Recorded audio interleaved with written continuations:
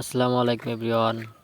দূর থেকে দেখলাম কারা মাছ ধরতেছে, তাই দেখতে যাচ্ছি মাছ পেয়েছে কি পাইনি। চিত্রা নদীর পানি কিন্তু সম্পূর্ণই শুকিয়ে গেছে, আপনারা দেখেন চারিপাশে কীভাবে একদম শুকিয়ে গেছে।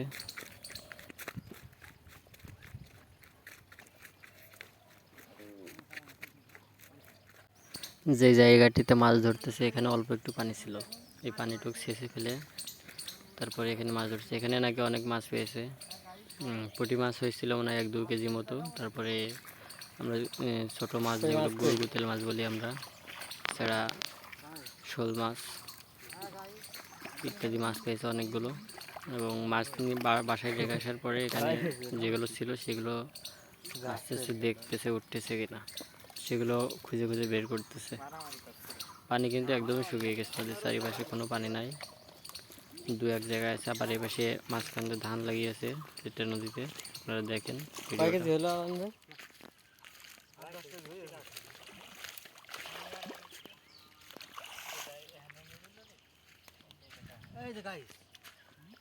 এই যে একটা মাছ পেয়েছে, মাছটা আপনারা দেখেন, এই মাছ পেয়েছে অনেকগুলো। এই মাছ কিন্তু খেতে অনেক সুস্বাদু হয়, ভালো লাগে। আপনারা চেনেন নাকি এই মাছ? কেউ চেনলে কমেন্ট করে জানাবেন অবশ্যই।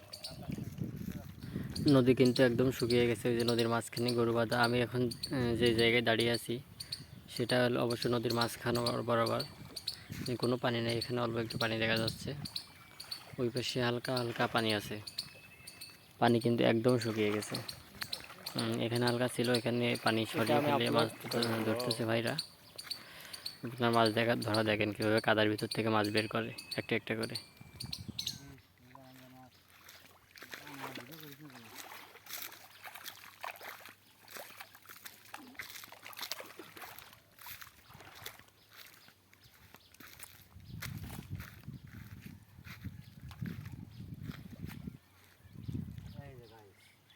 আর একটা ধরেছে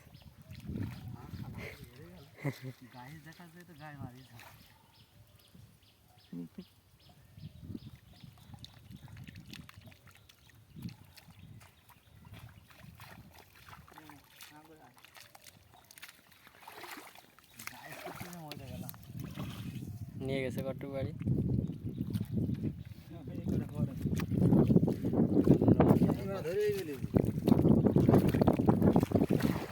এই যে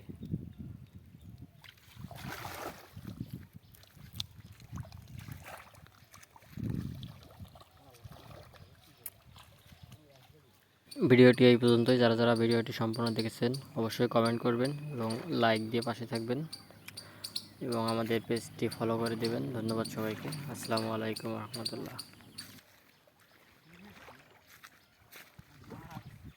গর্ভবতী মাছেরা ব্যথা হয়েছে।